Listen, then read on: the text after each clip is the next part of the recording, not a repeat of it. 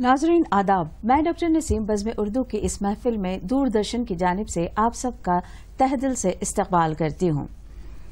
हिंद की अदबी तारीख गवाह है कि हर ज़माने में ख़वातीन की अदबी खिदमात को सराहा गया है, फिर चाहे वो इस्मत चुग़ताई हों, क़ुर्रतुल ऐन हैदर हों, परवीन शाकिर हों या लता हया हों।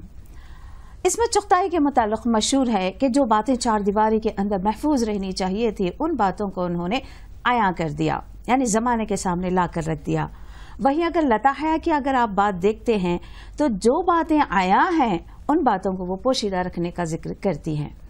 तो ज़मानवी एतबार से चाहे वो नस्र हो या नज़्म हो, हम फ़र्क वाज़ेह तौर पर देखते आए हैं। और चाहे वो नावल हो, अफसाना हो, नज़्म हो, गज़ल हो, हर सिन्फ में क्या है औरतों ने तबाज़माई की है और वो हुनर दिखाए हैं कि बस दुनिया में एक मिसाल कायम की है उन्होंने। तो आज हमारे साथ स्टूडियो में एक ऐसी ही मशहूर शख्सियत कहें कर्नाटक की जो दर्स तदरीस से जुड़ी हैं मौजूद हैं। हम उनसे आज गुफ्तगू करने वाले हैं।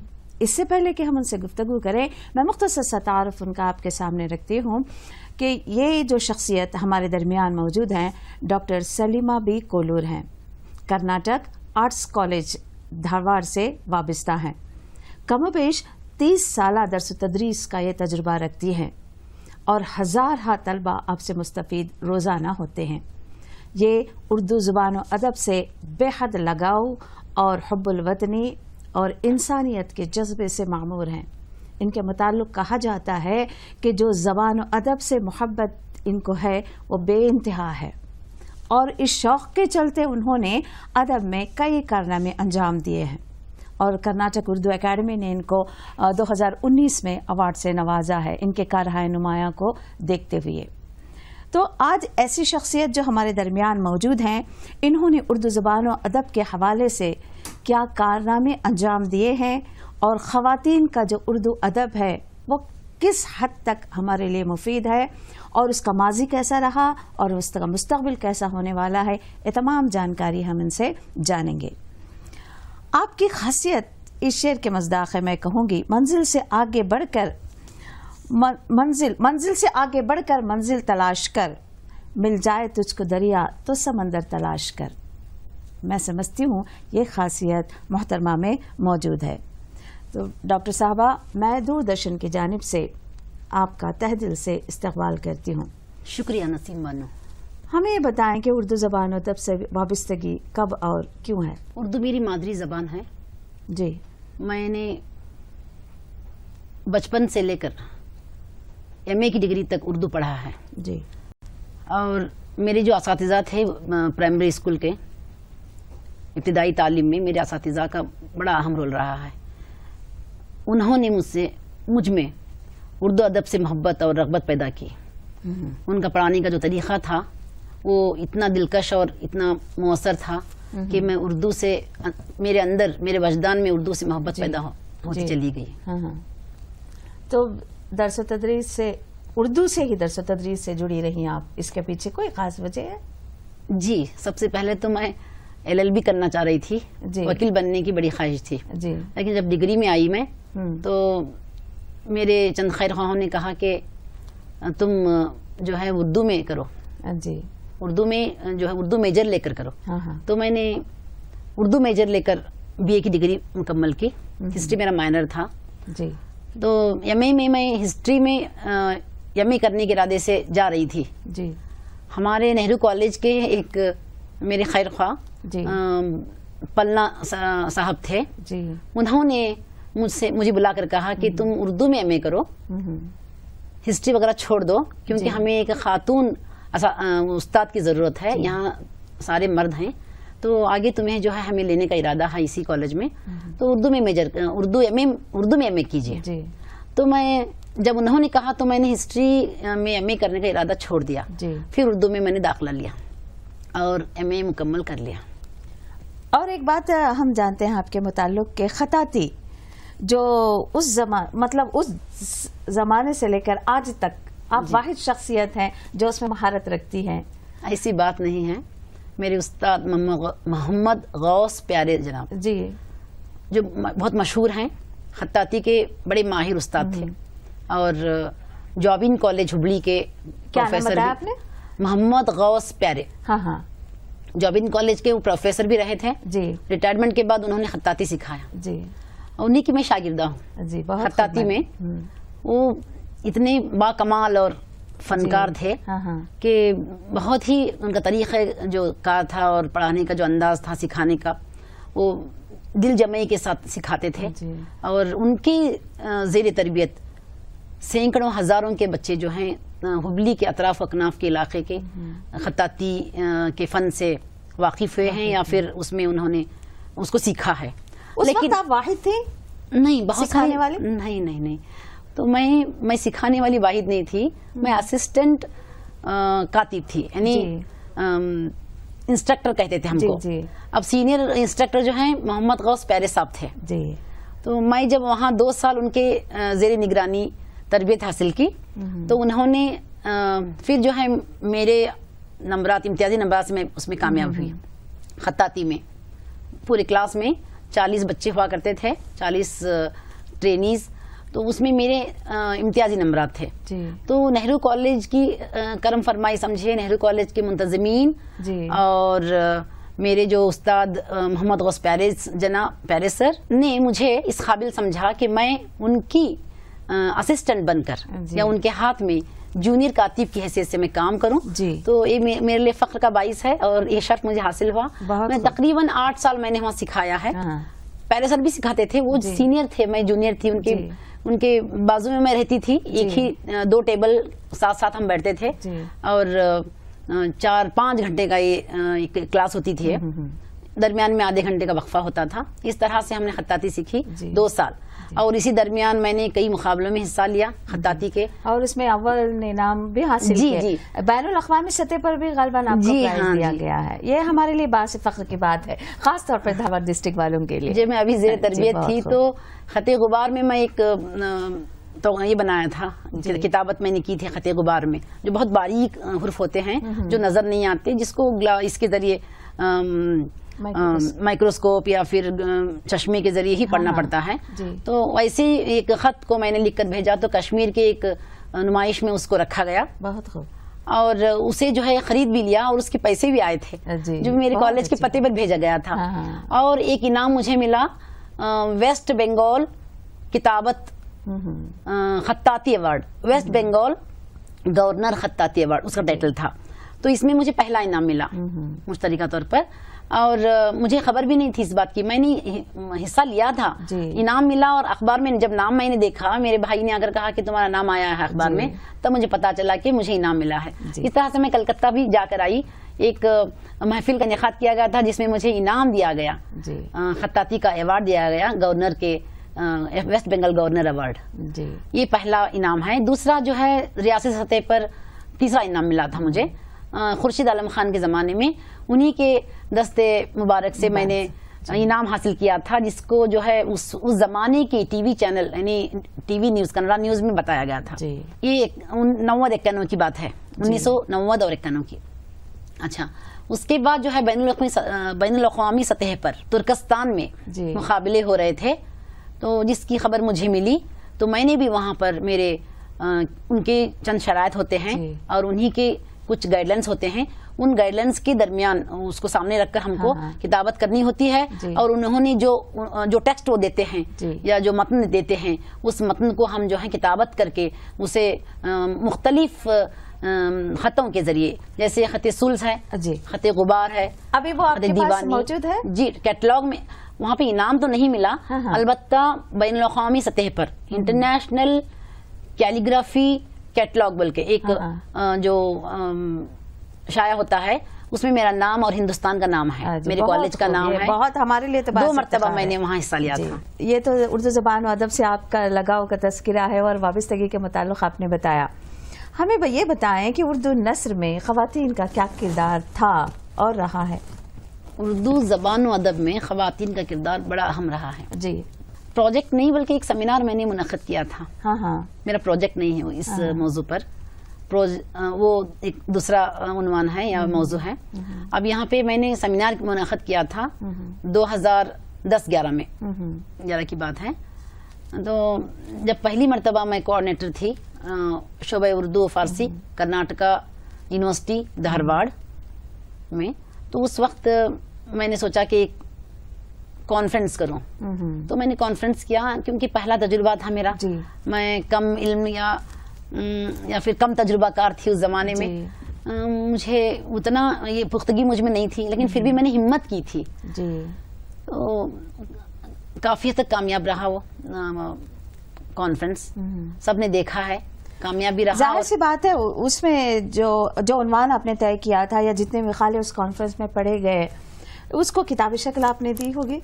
جی بالکل, تمام مضامین جو تھے ترتیب دے کر میں نے اسے یکجا کیا ہے. ایک یعنی جو پروسیڈنگز ہوتے ہیں اس طرح سے میں نے اسے لایا ہے.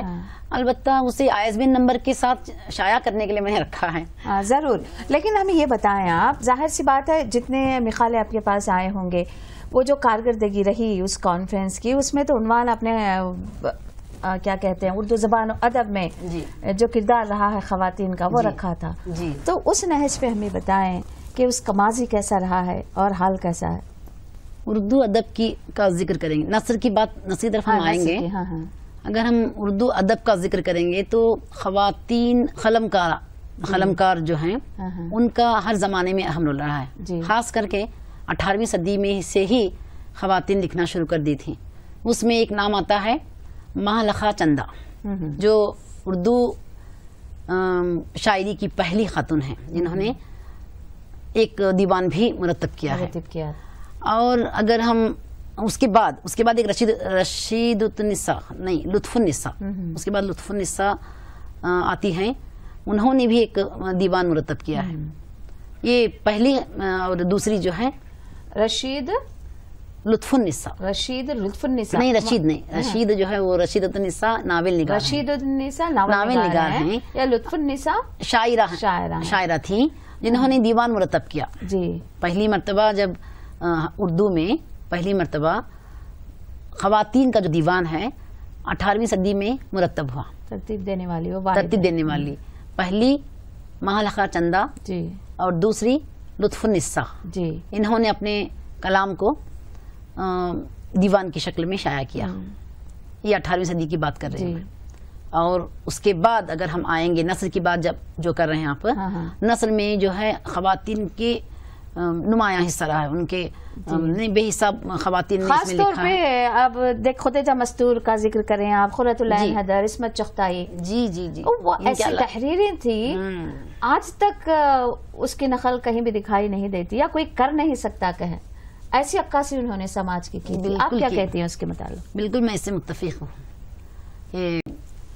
ایک تفصیل ہے, ایک فہرست اتنی لمبی ہے خواتین ناول نگار اور افسانہ نگاروں کی کہ افسانے اور ناول میں خواتین لکھنے والی ان کی جو فہرست ہے یا تعداد ہے شاعری میں کم ہے. یعنی افسانہ اور ناول نگاری کے موضوع پر بہت یعنی بے حساب خواتین لکھا گیا, بے انتہا لکھا گیا. اور بہت ساری خواتین ناول نگار اور افسانہ نگار ہیں جن کے نام ہیں. پہلی مرتبہ جو رشید النساء کا اگر ذکر کریں گے تو ڈپٹی نذیر احمد, جہاں ایک طرف اولیت ناول نگاری میں اولیت حاصل ہے ڈپٹی نذیر احمد کو, وہیں رشید النساء بھی کچھ فاصلے پر وہ بھی لکھنا شروع کر دی تھی.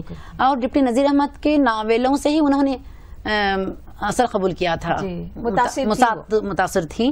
اور انہوں نے اپنی دیباچے میں لکھا ہے, ان کا ذکر کیا ہے کہ انہی کے ایما پر انہی کے ناولوں کو پڑھ کر ان میں وہ بات پیدا ہوئی یا ان کا اسلوب انہوں نے اپنایا اور انہوں نے بھی ناول لکھا.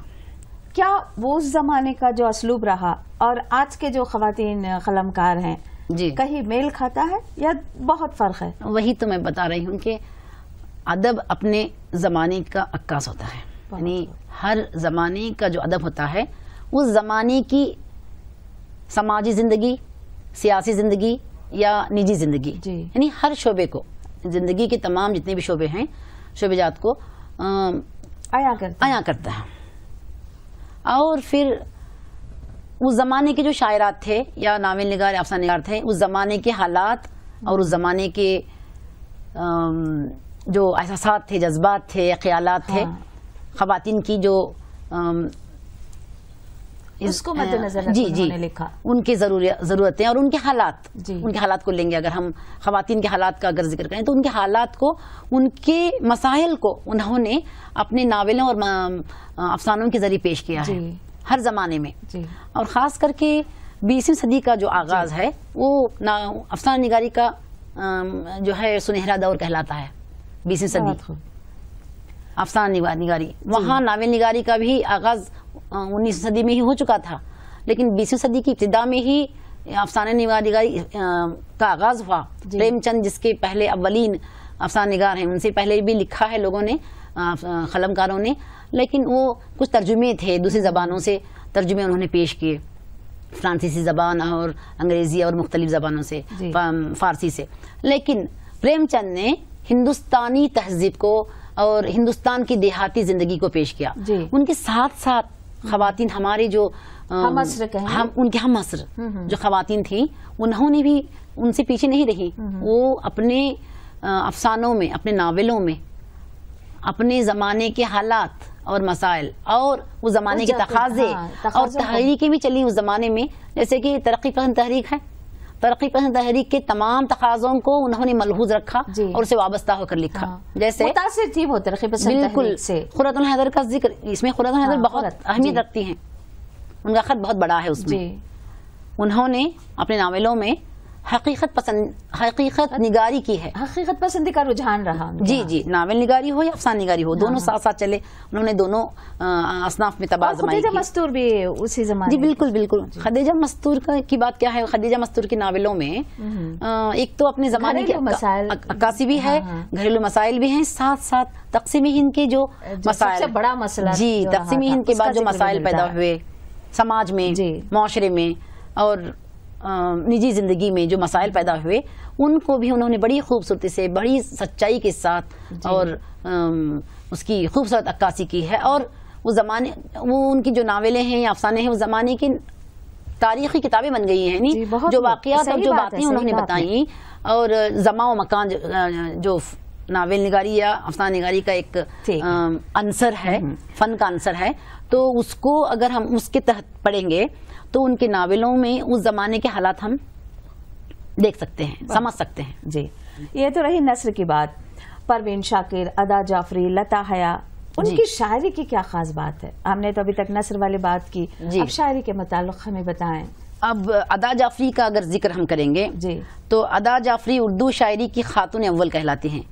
میں اس سے پہلے میں نے کہا کہ مہلخہ چندہ 18ویں صدی کی شاعرہ تھیں, اس کے بعد جو صاحب دیوان شاعرہ گزری ہیں, اس کے بعد لطف النساء امتیاز بھی جو ہے ایک دیوان انہوں نے مرتب کیا, اور وہ بھی جو ان کو بھی اس زمانے کی یعنی 19ویں صدی کے